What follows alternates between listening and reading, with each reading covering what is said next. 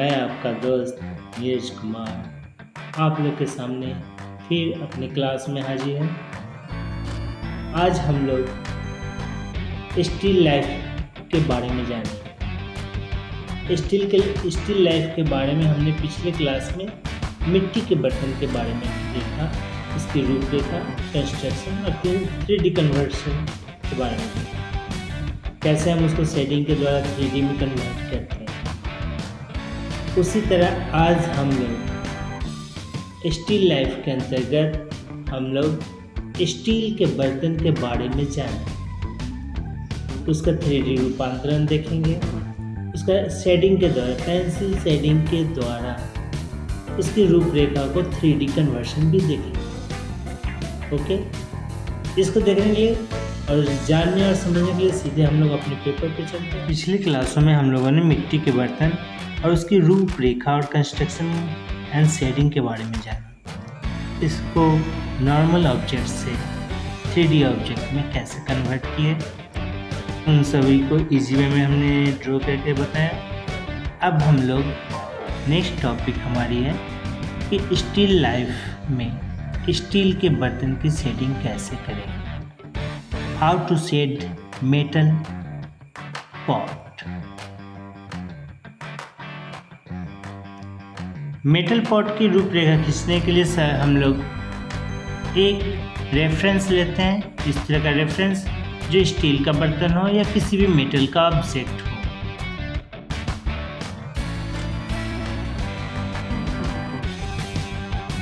Metal object और drawing की shading के लिए सर्वप्रथम हम लोग मेटल ऑब्जेक्ट का रेफरेंस लेते हैं जो हमारे पास अवेलेबल है। ये रहा मेरा मेटल ऑब्जेक्ट का रेफरेंस, और इस रेफरेंस को हम लोग सर्वप्रथम अलाइनमेंट करना सीखेंगे। Front layer of face. अब हम एक सीधी रेखा खींचते हैं वर्टिकली और एक हॉरिजॉन्टली रेखा बिल्कुल मिडिल लाइन पे खींचेंगे और दोनों साइड इक्वल डिस्टेंस मेंटेन करेंगे।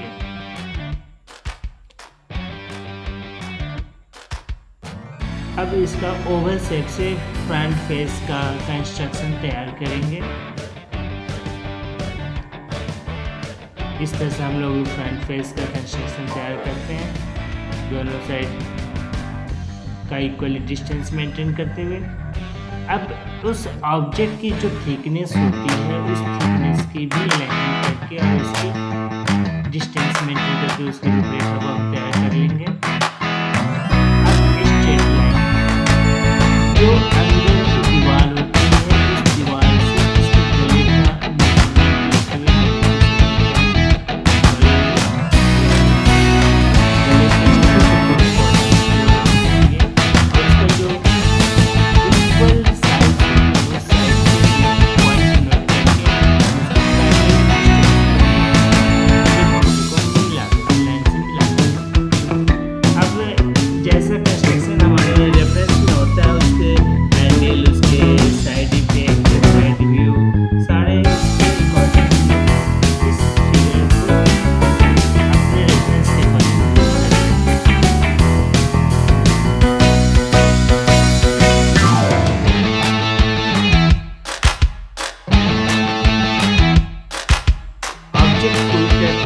के बाद अब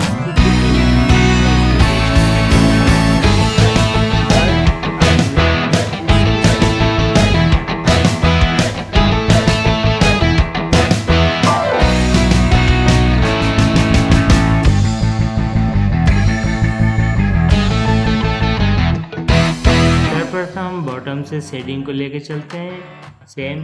अब लाइट सोर्स के अकॉर्डिंग हम इसकी शेडिंग को देखेंगे। शेडिंग इसकी जो रेफरेंस में हमें दिखते हैं उसके अकॉर्डिंग शेडिंग करेंगे। हमने ये भी बताया, पिछले ड्राइंग में भी बताया था कि जो भी हम लाइनिंग करते हैं अगर उसको ब्लेंडर से मर्ज कर दिया जाए तो हमारे पास शेडिंग कंप्लीट हो जाते हैं। और मेनली संपूर्ण शेडिंग के लिए हम लोग 4B पेंसिल का यूटिलाइज करते हैं। 4B पेंसिल एक मीडियम डार्कनेस का पेंसिल होता है जिसके थ्रू हम लोग 2B और 6B का भी हल्का टोन अप देते हुए हम लोग शेडिंग को परफेक्टली निकाल लेते हैं।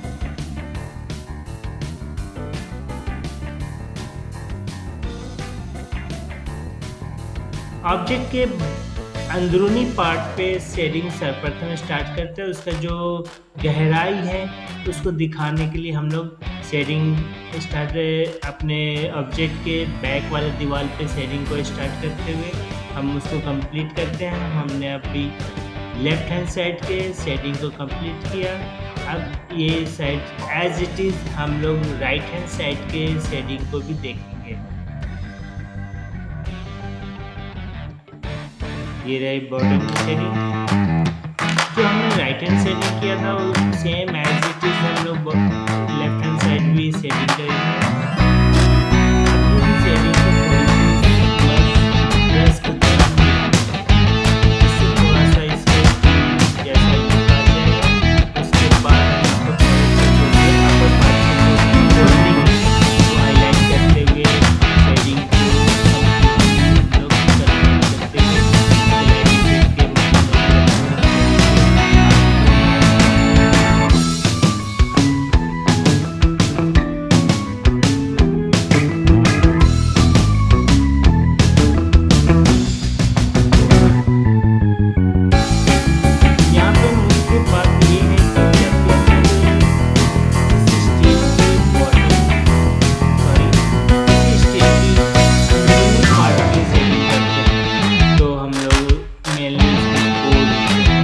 मोटाई होती है उसको हाईलाइट करके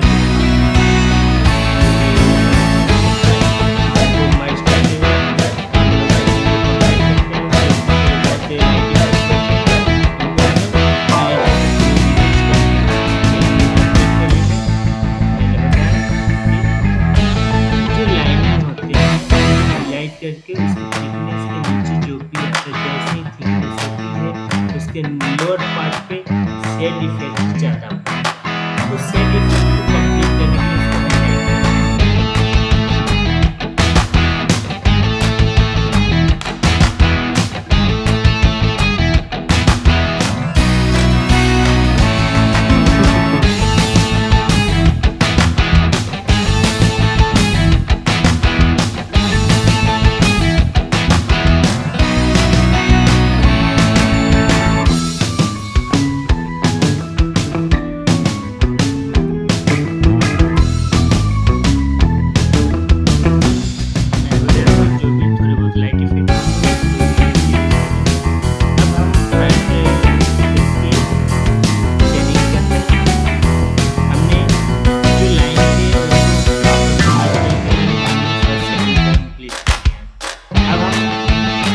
कि कोर की जो थिकनेस होती है उसकी मोटाई होती है उससे पहले हम हाईलाइट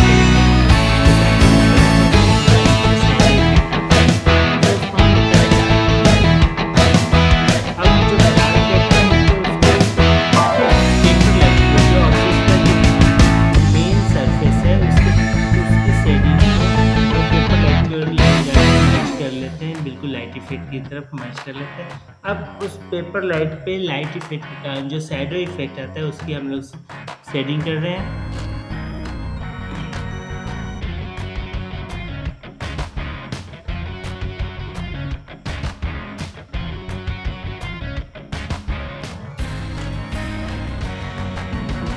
इस तरह से हम लोगों ने सरफेस के कारण जो उस पर एक अलग तरह का इमेज क्रिएट हो रहे हैं उसके शेडिंग फर्स्ट लेयर हमने कंप्लीट किया। अब इस शेडिंग को हम लोग थोड़े से जो भी खाली स्पेस बचे हुए हैं उसको मर्ज करते हुए मिलाएंगे और फाइनली इसको ब्रश से कंप्लीटली इसको मिला देंगे।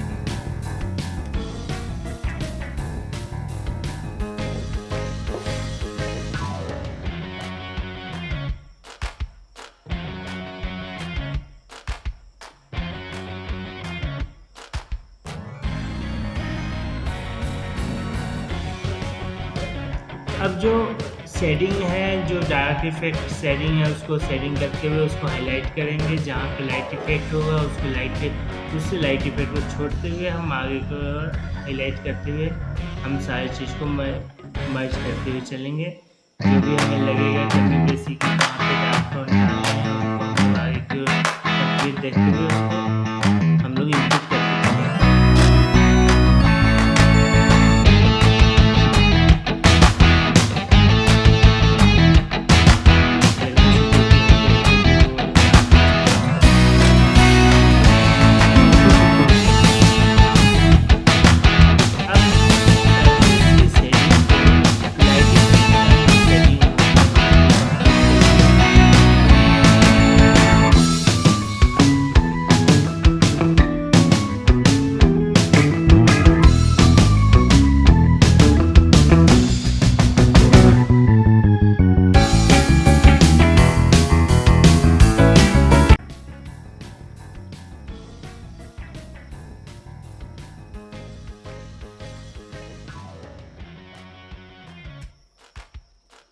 स्टिल लाइफ में मेनली मेटल ऑब्जेक्ट में जब भी हम शेडिंग को मर्ज करते हैं तो ब्रश का यूज करते हैं। ब्रश से शेडिंग को बिल्कुल मर्ज नहीं करते, बस उसके जो एक्स्ट्रा डार्कनेस होते हैं उसको सिर्फ मर्ज करते हैं और समझिए कि उस पर सरफेस से थोड़ा सा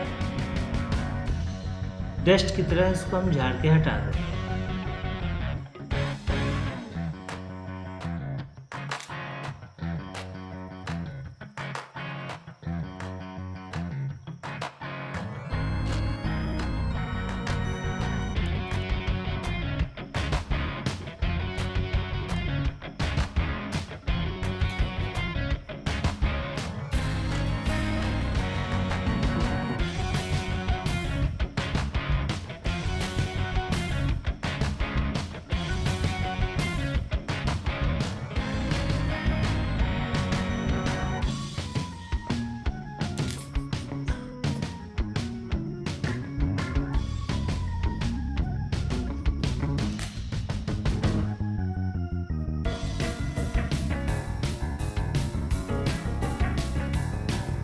अब जो दोनों साइड के जो हॉरिजॉन्टली लाइन होते हैं हम उसको डार्क करते हुए पेपर लाइट की ओर हल्का करते हुए उसको मिलाएंगे।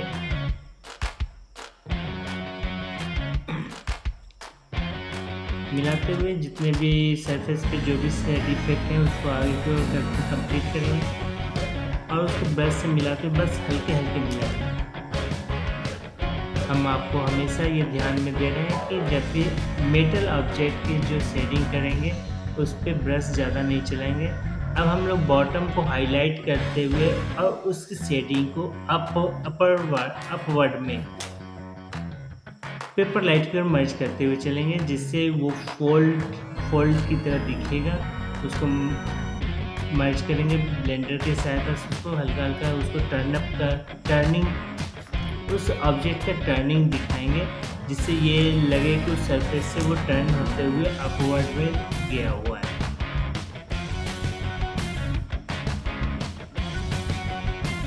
अब इसके हम हैंडल है उसके जो कंस्ट्रक्शन है उसको हाईलाइट करते हुए हम अपने ऑब्जेक्ट की शेडिंग को कंप्लीट करने की ओर बढ़ रहे हैं।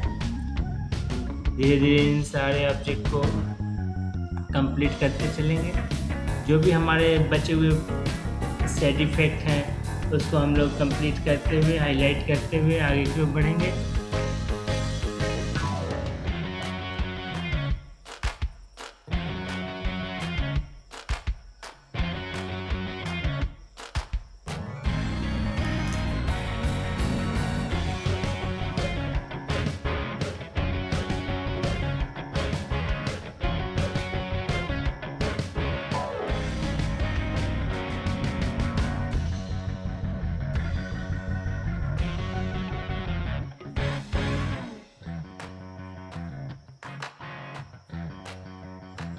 इस तरह हम लोगों ने हैंडल के एक एक पार्ट को ध्यान में रखते हुए सेटिंग कंप्लीट करते हुए उसके यहाँ तक कि नट वर्ल्ड को भी हम लोग हाईलाइट करें, जो उसके रिपीट होते हैं।